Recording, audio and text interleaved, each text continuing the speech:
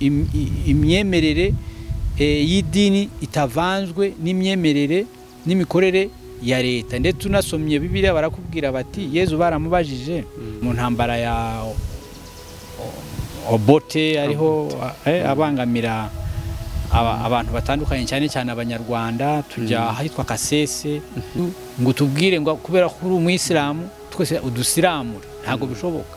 Uri umu expert mu itangazamakuru, iyo bavuze ngo leta ya Kigali regime bishatse kuvuga iki ku muturage ubisoma? Ubundi ubona hari uruhare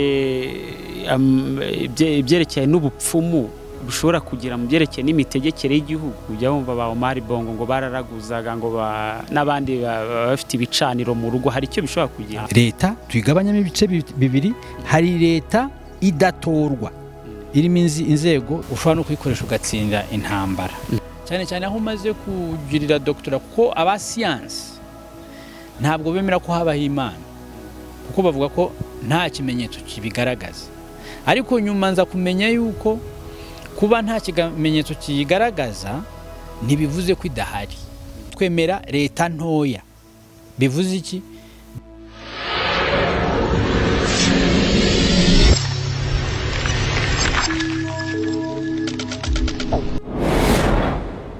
Bakunzi b'urubuga Amavuta TV, twizere ko meze neza cyane mu bice murimo bigiye bitandukanye by'isi, abari hirya no hino mu mpande zose z'isi, tubahaye ikaze muri uyu mwanya. Ni umwanya mu kiganiro tugira cyitwa Mbwiza Ukuri, aho tugaruka ku mutumirwa utandukanye, cyane cyane abarizwa muri politike no mu zindi nzego zigiye zitandukanye, ariko abantu musanzwe mubona hirya no hino, hanyuma tukaganira ku bibazo biba bigenda bivugwa muri sosiyete, ariko cyane cyane byerekeranye n'amadini.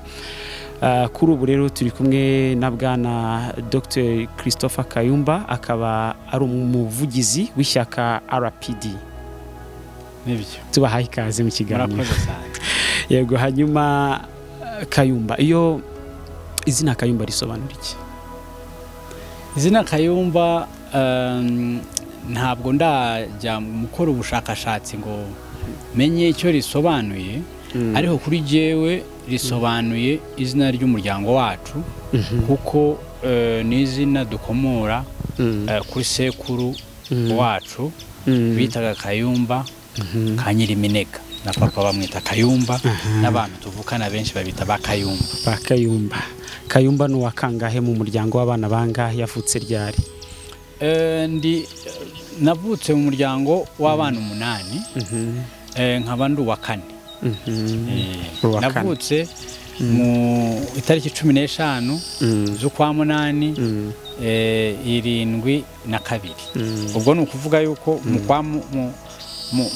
muri uyu mwaka mu kwa 8 bazakumenaho amazi, zageze imyaka 50. Urabona ko nshaje. Bazakumenaho amazi. Yego, hanyuma Kayumba ni muntu ki? Who is Mr. Kayumba, Dr. Christopher Kayumba? Yes. Kayumba ni muntu ki? Ntabwo ari ikibazo cyoroshye, ni ikibazo gikomeye cyane, kuko ubusanzwe ntabwo njya nkunda kwivuga. Ntabwo njya nkunda kwivuga. Icyo navuga kubera ko bimbajije nshamake, navuga yuko Kayumba ushatse kumubona wambonera mu bintu bitatu. Icyambere, Kayumba ni umuntu ukunda gusoma ibitabo.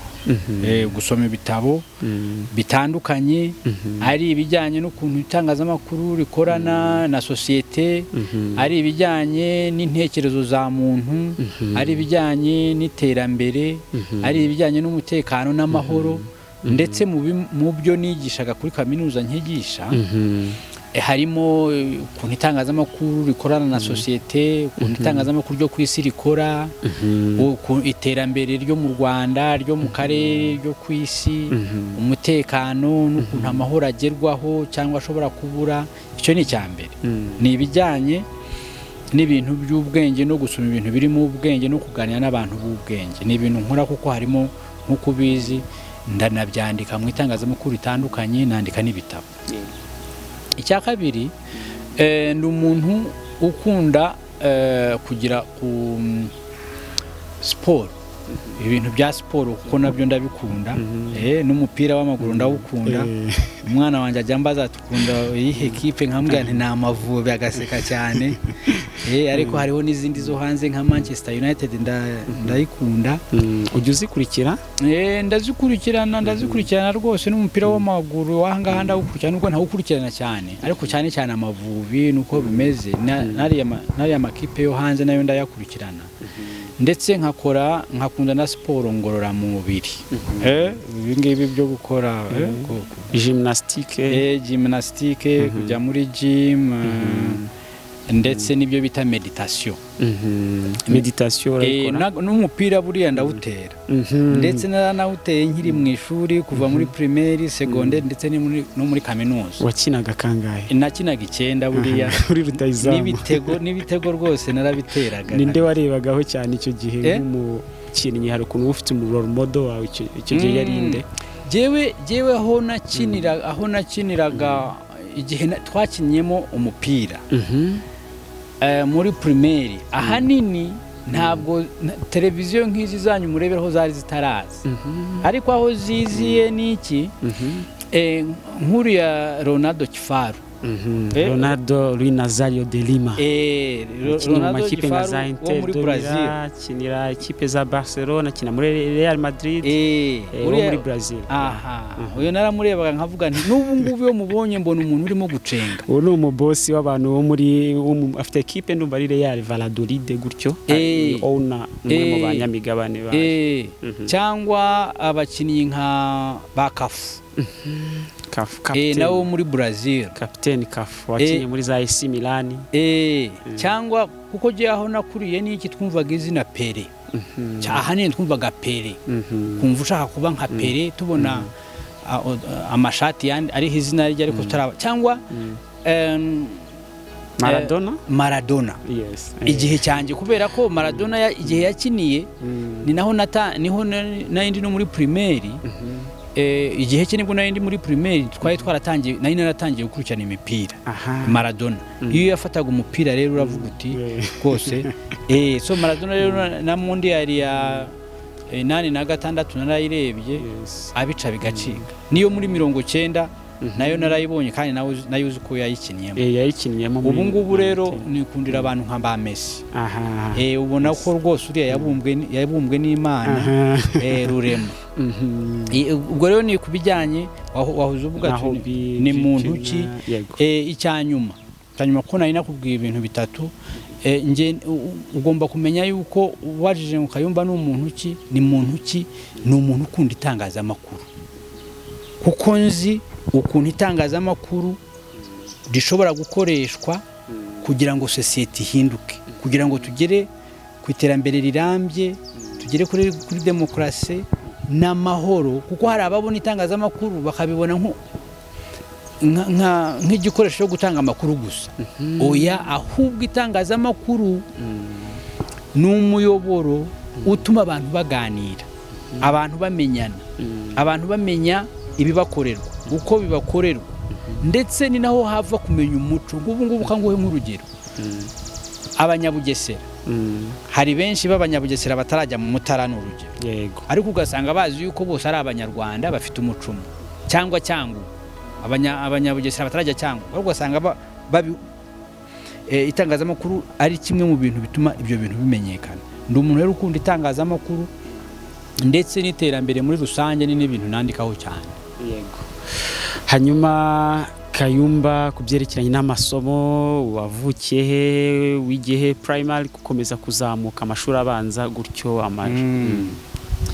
amashuri abanza nayigiye Bugande ndetse na secondaire nawe wavukiye ni naho navukiye muri ahantu bita Kampala ni mu mujyi mukuru w'i Bugande bita Kampala muri 72 ni naho natangiriye primaire akonza kujya handi ubwo mu gihe cya mu ntambara ya Obote ariho abangamira abantu batandukanye cyane cyane abanyarwanda tujya ahitwa Kasese ni mu burengerazuba bwa Uganda ndongera ngaruka Kampala muri 86 na 7 ndangije segonderi.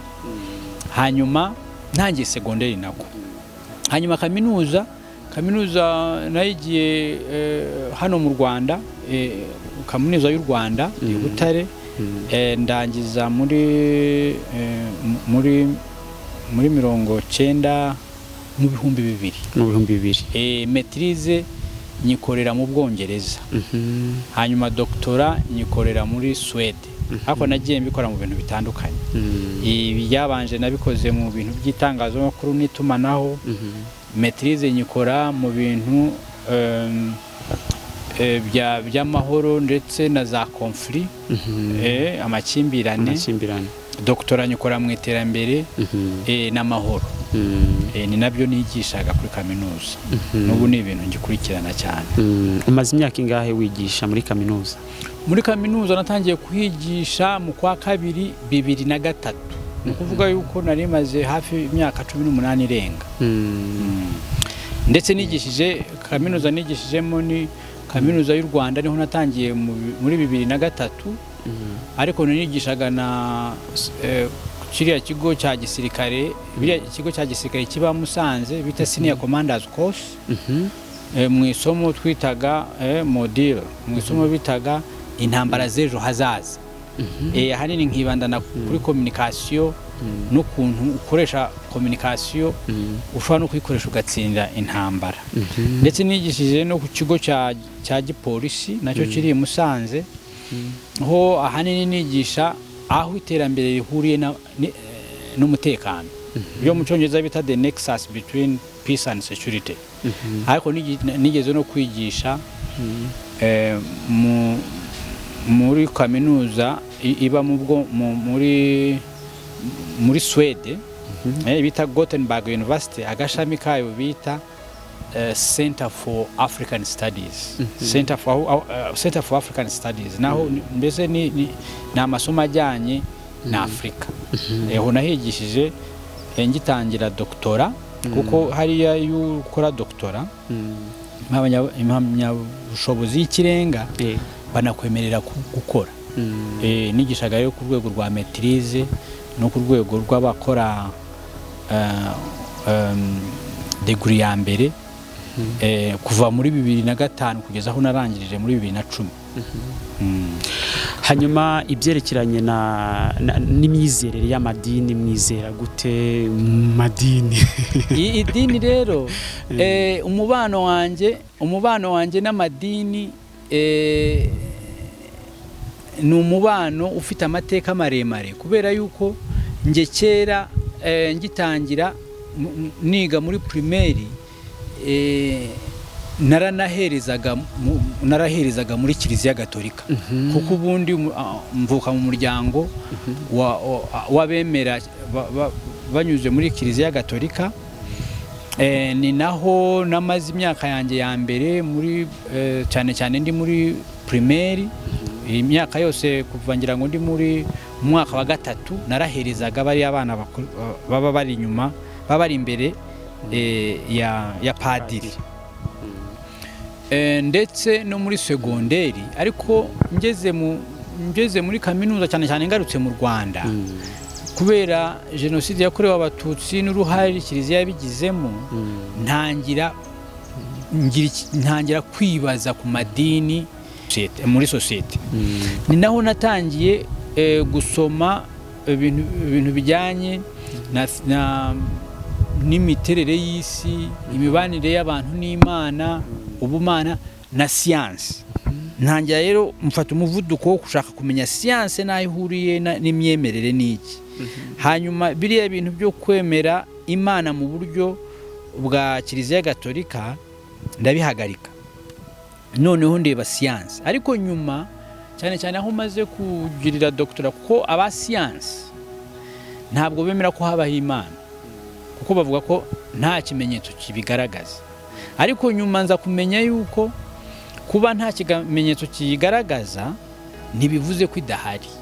Nongera rero kongera gushaka kumenya Imana, kubera yuko iyo nirebye nubwo ibi bintu bijyanye n'akazi nagakoraga nkabona amafaranga n'iki nkiga n'iki, ariko iyo nirebye nsanga hari umwobo mfite mu mutima wanjye. Uyo mwobo rero ni nayo mpamvu ndimo kwandika ku bintu bijyanye no kwishima. Uyo mwobo ujyamo ufite imyizerere. Ubwo rero imyizerere mfite, nemera ko Imana ibaho, kandi iyo uyemeye ushobora kubaho wishimye, cyane cyane iyo ubikora ubikuye ku mutima, nk'uko ubu ngubu mbikora mbikuye ku mutima, atari ibintu nabwirijwe ngo jya muri kiliziya usenge ukora iki, ahubwo ubikuye mu gusubiza inyuma amaso ukamenya uko uteye n'ukuntu wabaho wishimye. Ubu nta dini mubarizwamo? Idini mbarizwamo ni idini ry'abarokore, ni naho nsengera hano CLA hafi n'iwanjye. Niho nsengera. Hanyuma uri umuvugizi w'ishyaka RPD. Yezu Kristo ntabwo tumubona mu bintu bya politiki, nta shyaka tumubonamo. Bisobanuye iki?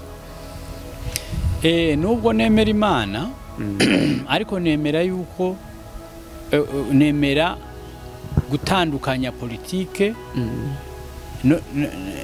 n'iby'ubumana. Nibyo bita mu Cyongereza separation of powers. Kugira ngo, kuko ugiye kureba mu mateka y'isi, mu binyejana bya kera, ikinyejana cya mbere, cya kabiri n'ibindi byagiye bikurikiraho, kuvanga politike ukayivanga n'ubumana byatumaga politiki itagenda neza. Ni byiza rero yuko, kuko abaturage bose ntago baba bari mu idini rimwe, nk'Abanyarwanda ntago bari mu idini rimwe. Ni byiza rero gutandukanya uko kwemera Imana n'imyemerere y'Imana n'ukuntu leta igihugu kiyobowe. Nibyo byo bituma abenegihugu bayoborwa neza, aho imyemerere y'idini itavanzwe n'imyemerere n'imikorere ya leta. Ndetse tunasomye Bibiliya barakubwira bati, Yezu baramubajije bati, ese ko bavuga ngo dutanga umusoro koko tutanga? Arababwira ati, bya Kayizari mu bihe Kayizari, n'ibya data n'iby'Imana mu birekera Imana. Iyo principe rero nanjye ndayemera. Kuki rero leta zimwe na zimwe usanga zikunda kwishingikiriza ku madini? Urabona Yesu arabitandukanyije, ariko leta zishingikiriza ku madini. Ugasanga leta islamique, leta zo ugeze muri leta zimwe za Amerika usanga bakoresha abanyamadini imihango imwe n'imwe. Hano mu gihugu cy'u Rwanda harimo abanyamadini au top. Kubera iki? Icyo kibazo cyawe kirimo bibiri. Hariho ikibazo cyawe kijyanye na systeme politiki igihugu cyahisemo. Hariho ibihugu byahisemo kuyoborwa hakoresheje ivanjiri y'imyemerere yabo yuko bemera Imana. Mu Cyongereza babyita theocracy. Leta igendera ku myemerere katuvuga ikubiye muri Bibiliya cyangwa ikubiye muri Koran. Katuvuge nka Iran, cyangwa katuvuge nka Saudi Arabia, cyangwa Qatar, cyangwa Abu Dhabi. Abo ngabo bemera yuko kugira ngo igihugu kiyoborwe neza nuko kiyoborwa kigendeye ku mahame y'idini ryabo. Kera ni nako byari bimeze, kuko sinzi niba ubizi yuko n'imyemerere ya Gikristo yigeze kuyobora isi, aho Roma cyari igihugu gikomeye cyane, ibyo bita empires, yigeze kugendera kuri ayo mahame. Ariko nyuma yaho basanga kuvanga politike n'idini atari byiza. Ibihugu rero byinshi aho haziza repubulika bihitamo gutandukanya idini n'imiyoborere y'abantu. Icyanyuma ni ikijyanye n'ibihugu, katuvuge nka Amerika. Amerika ishingiye kuri principe za repubulika. Ntabwo bavanga imyemerere amahame y'idini iryo ari ryo ryose ngo azaba ari yayobora politike.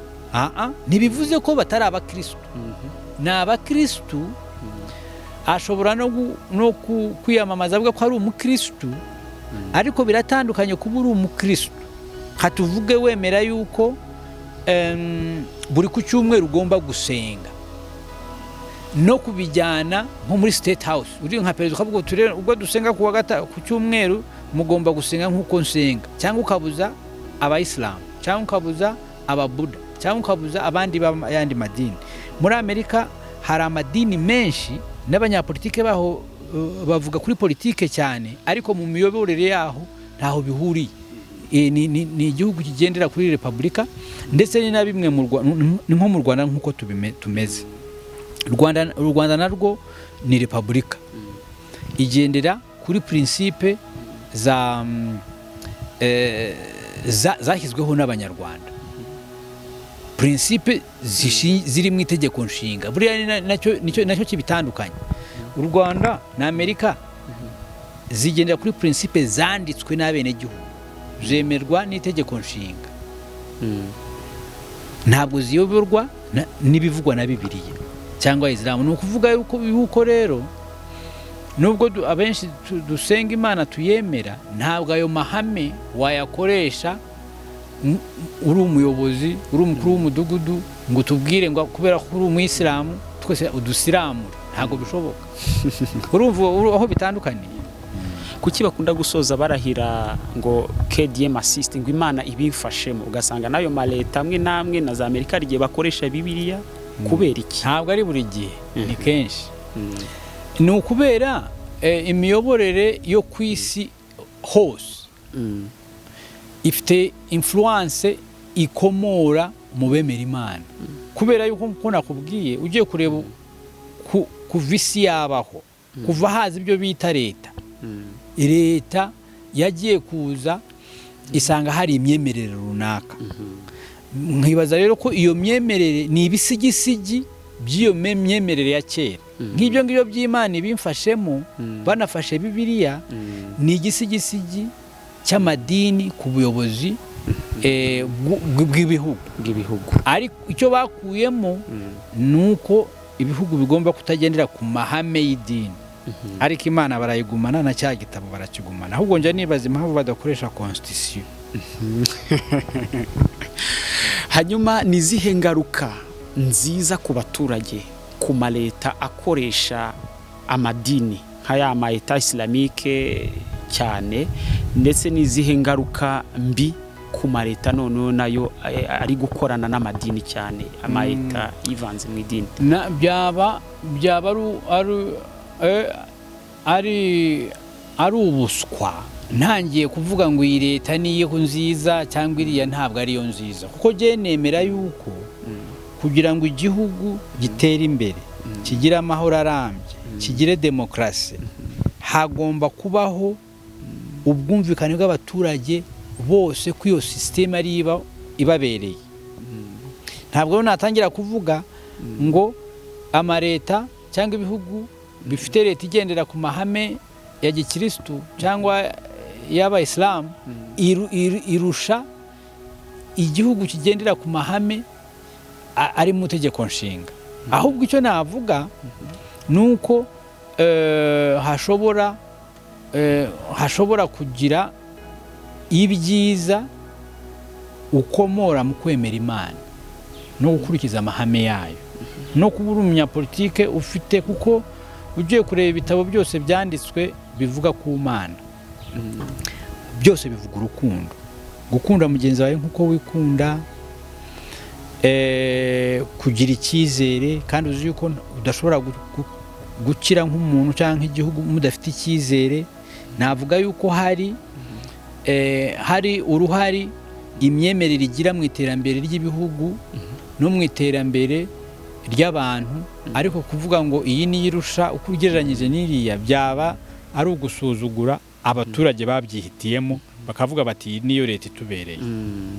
Hari igitabo muri kwandika nahoze mbona mwagikomojeho gatoya, cyitwa Gutsinda Urupfu n'Indyo Enye Urya Ugahora Wishimye. ndaza kwibanda kuri iki kintu cyerekeranye n'ibyishimo. Abo leta yita abaturage mu bisanzwe abanyamadini babita abakristo cyangwa abemeramana babo.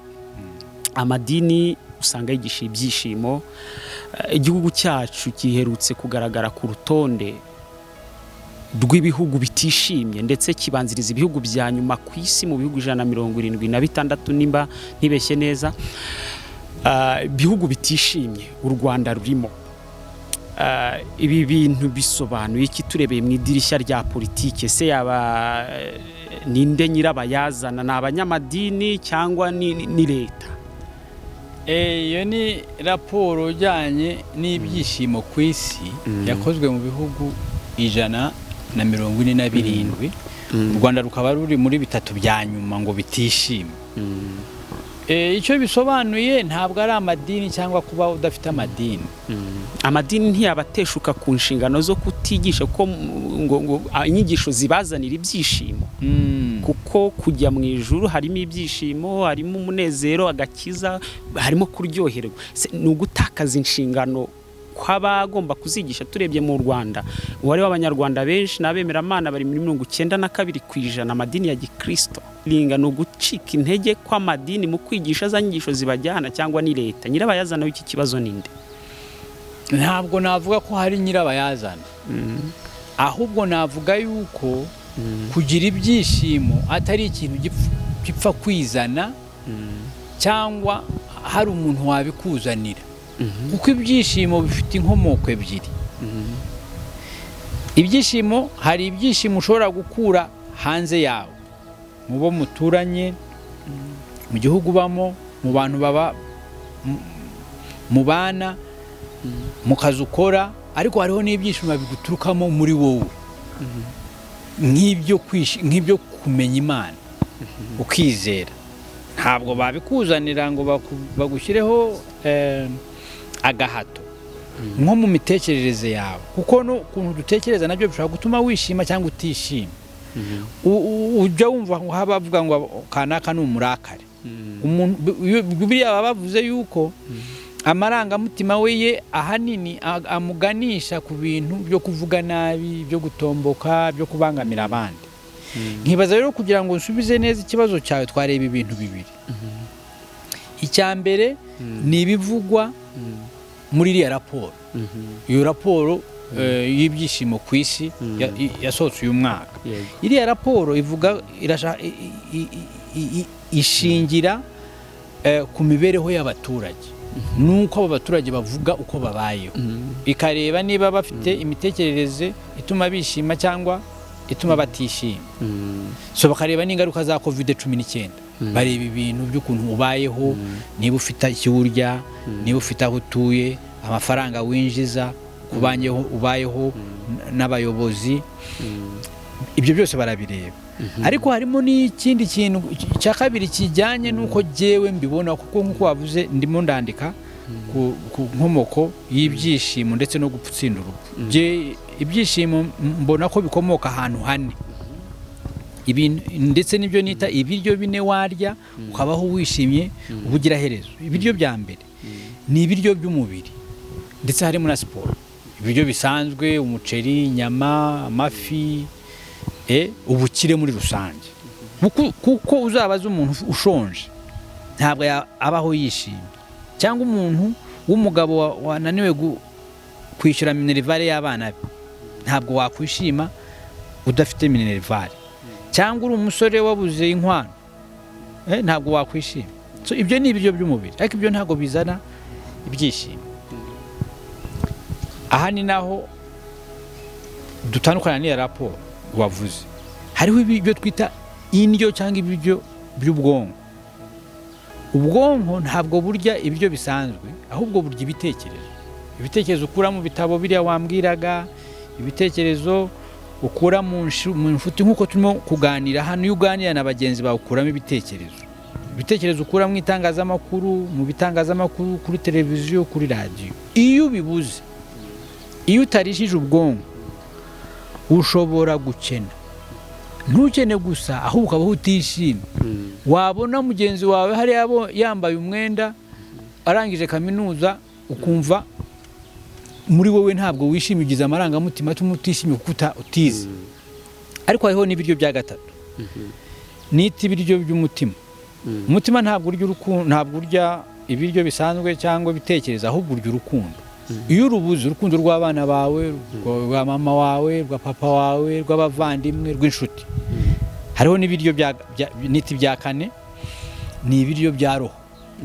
Roho irya kwizera. Kwizera, apana kwizera ibintu gusa cyangwa kwizera abantu, cyangwa ahubwo kwizera Imana. N'urugero, kwizera ikintu kitari abantu nabyo bishobora gutuma ubaho wishimye. Urabona rero ko kwishima bifite aho bituruka henshi. Ntabwo rero wabishyira kuri kiliziya gusa cyangwa kubemera Imana cyangwa ubishyire kuri leta gusa. Hanyuma reka tugaruke gato ku byerekeranye hari n'imiryango yindi y'abantu bizera ibintu by'imbaraga zindi. Hari imiryango tujya twumva mu byerekeranye mu ruhando rwa politike byitwa Freemasonry. Iyi miryango y'abaframason ifite gaciro ki muri politike? Hari abantu usanga babyizera, bimeze bite? Ntabwo nibaza ko iyo miryango ifite agaciro muri politike. Ntacyo. Hari abanyapolitike kuko ubanza wibaze politike ni politike bivuze ukuntu sosiyete ijerwa, ukuntu sosiyete abantu babanye, ukuntu abo bantu bakora, aho bakura ibyo barya nuko bakira, n'ukuntu bayobowe. Iyo miryango rero urabona yuko irebera mu kadirishya kamwe, bareba ubuzima bakoresheje akadirishya kamwe. Politike ntabwo igira akadirishya kamwe, igira utudirishya twinshi. Ifite idirishya rya social, uko abantu babayeho, katuvuge nko mu mudugudu, uko abantu bashakana, uko abana bawe bafata, uko za famiye zibayeho, ukuntu biri organize. Ikazamuka ikareba ubukungu bwubatse gute, umuntu abona gute akazi, bamuhemba gute, ubukire buri mu butaka n'iki bukurwayo gute, dukorana gute n'andi mahanga, ubucuruzi bugenda gute. Hanyuma iyo mutoye amajwi aba gute intebe mu nteko, cyangwa duhitamo perezida. Urumva politike ntabwo ari akadirishya kamwe, n'utudirishya twinshi. Illuminati bivugwa ko ari umuryango w'abantu, itsinda ry'abantu runaka bafite influence ku isi, bayigiraho ukuboko gukomeye ku isi. Bikavuga ko ari umuryango w'ama abayobozi b'ibihugu bigiye bitandukanye ndetse n'abandi bantu bayobora amakampani atandukanye. Icyo kintu wagihuza gute na politiki? Urabyemera wowe ibyo ngibyo? Ngo hari abantu ngo bafite umuryango ahantu, ngo bayobora isi, ngo barahura, ngo ibyo ngibyo nibyo mu Cyongereza bita conspiracy theories. Imitekerereze idashingiye ku kuri kukuntu isi yobowe, ahubwo ishingiye kuri bya bitekerezo nakubwiraga bishobora gutuma abantu bakena. Ukabaho uri aho ngaho, aho kugira ngo ukore ukire, aho kugira ngo ukore niba ushaka kuba umukuru w'umudugudu ukorera abaturage neza, ukabaho uvuga ngo hari abakubujije, ngo bari Illuminati, ngo bafite inama ahantu, ngo nibo bahitamo. No, ntabwo mbyemerera. Twari tubishingiye no kuri comment twagiye tubona ngo ishyaka RPD ngo rishobora kuba riri muri Illuminati. Urabona abo ngabo uzatubariza umuyobozi waryo nimba nawe nimba aba muri Illuminati. Je nibaza rero yuko abo ngabo, jewe mu bintu byo nkora ntabwo harimo uburaguzi. Nkora ibintu uzukambaza ko dukora, ntabwo harimo uburaguzi. Abo ngabo rero bavuga yuko ishyaka RPD, ishyaka riharanira demokrasi mu Rwanda, ari ishyaka rishingiye ku bintu nk'ibyo ngibyo bya Illuminati, ari abantu batatuzi, batazi n'abayoboke bacu. Ariko impamvu ishyaka ryacu barikunda ni ukubera ibitekerezo, kuko ubundi ishyaka rishingira ku bitekerezo n'ibikorwa. Ubu twatangiriye ku bitekerezo ndetse n'ibikorwa bizaza. Ibi bindi bya Illuminati ni ibintu bidafite ishingiro. Ubundi ubona hari uruhare ibyerekeye n'ubupfumu bushobora kugira mu byerekeye n'imitegekere y'igihugu. Ujya wumva ba Omar Bongo ngo bararaguzaga, ngo n'abandi bafite ibicaniro mu rugo. Hari icyo bishobora kugira? Ntabwo byemera. Okay, dusoza wenda uri umu expert mu itangazamakuru. Iyo bavuze ngo leta ya Kigali Kigali regime bishatse kuvuga iki ku muturage ubu bisoma abundi bakumva ngo leta y'u Rwanda ibyo ngibyo mwege b'abanyamakuru ahubwo ni mwege mwabinsobanurira kuko ni mwege mubivuga. Hari ubwo muvuga ngo leta ya Kigali, hari ubwo muvuga leta ya Perezida Kagame cyangwa leta ya FPR, ahubwo mwege b'abanyamakuru mwadusobanura muba mushatse kuvuga iki. Ariko ngira ngo baba bashatse birashoboka ko ari kutagira ururimi runonosoye bagashaka ururimi rworoshye. Nicyo niko ntekereza. ni kwa kwa barimo babuza amagambo yo gukoresha. Wambwira uri umunyamakuru. Tugana ku musozo, RPD imigabo n'imigambi yanyu muri rusange nimba hari n'icyo mushobora kuvuga ku ishyaka n'umwanya wanyu nguyu. Ishyaka ryacu riharanira demokarasi mu Rwanda RPD rishingiye ku bitekerezo bine nyamukuru. Igitekerezo cya mbere ni uko kugira ngo u Rwanda rukire rugomba gukizwa n'abanyarwanda. So twemera yuko ubukire bukomoka mu mitekerereze y'abanyarwanda. Tuganisha ku ngingo ya kabiri. Niba ubukire bukomoka ku banyarwanda, abanyarwanda nibo bagomba guhabwa uburenganzira ku buryo batekereza ibyo batekereza bakabishyira mu bikorwa nta nkomyi.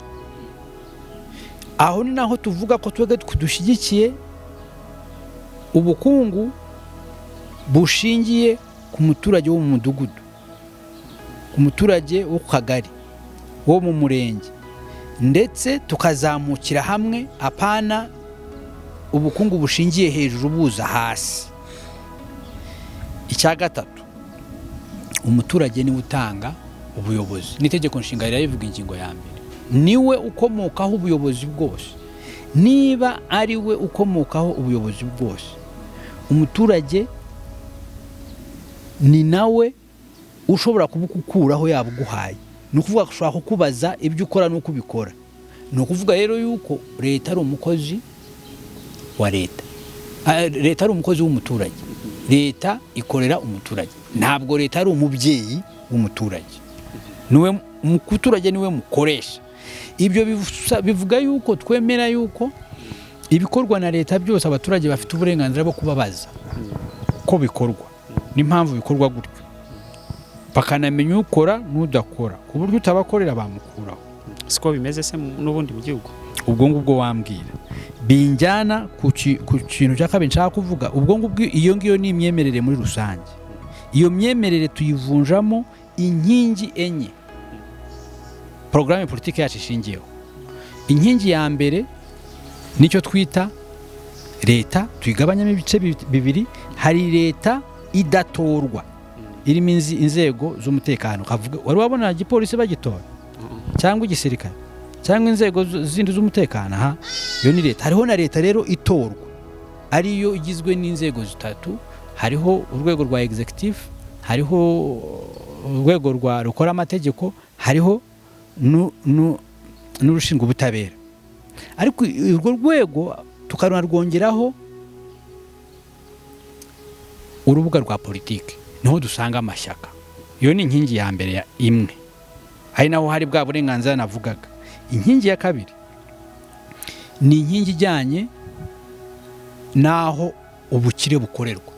Twemera yuko ubukire bukorwa n'abaturage. Wahinze, wakoze iki? Mu Cyongereza tubyita productive sector. Harimo inganda, harimo abikorera, harimo n'ubucuruzi. Iyo ni inkingi ya kabiri. Ya gatatu, societe civile, imiryango itegamiye kuri leta. Niho hakomoka ibyo twita kwizerana mu baturage.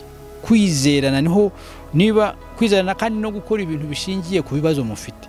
Niba nk'ahanga tudafite umuhanda, twishyira hamwe tugateza imbere icyo kintu cyo tuvuge nk'umuhanda, cyangwa niba dushaka tudafite yenda aho tuganirira tugashyiraho ahantu tuganira cyangwa boutique ya nyuma, ni inkingi y'itangazamakuru, kuko twege itangazamakuru ntabwo turifata nk'umuyoboro gusa utanga amakuru, ahubwo ni urubuga rutuma abaturage baganira, bamenyana, bamenya ibibakorerwa. Izo nkingi enye tuzivunjamo noneho sekiteri 14, ari nazo twita ministeri, nazo zigizwe na ministeri 14, kuko twege twemera leta ntoya. Bivuze iki? Bivuze kutanangiza umutungo mwinshi ku nzego nyinshi, kuri za sekiteri nyinshi, kuri za ministeri nyinshi, rimwe na rimwe usanga zikora ibintu bimwe. Kanguha urugero, twe twemera yuko nka ministeri y'ubutaka ifite aho ihuriye na ministeri y'ibikorwa remezo, na ministeri y'ibidukikije ifite n'aho ihuriye na ministeri cyangwa rema nayo ikora ibintu bijyanye n'ibidukikije. Ibyo bintu ukabishyira hamwe, aho kugira ngo utatanye ingufu ukazishyira hamwe. Ubwo ngubwo ni urugero. Ubona ari iyi mpamvu bitatanye. Cyangwa katuvuge umutekano, tukawushyira hamwe, umutekano w'imbere mu gihugu no hanze y'igihugu. Kuko hano dufite defense, ministeri y'ingabo ireba umutekano kugira ngo imbibi zacu tube dufite umutekano, ariko hariho na polisi na prisons muri ministeri ya internal security. Ubivanze bituma ibintu byose birebwa n'umutekano bijya hamwe. N'urugero, cyangwa turebe ministeri ya local government ifite aho ihuriye henshi, katuvuge na demokarasi, ifite aho ihuriye henshi n'itangazamakuru. Byose ubishyize hamwe urumva ko nizo rero sekiteri 14, ariko bituma bishaka kugira ngo umutungo w'igihugu ujerwe neza.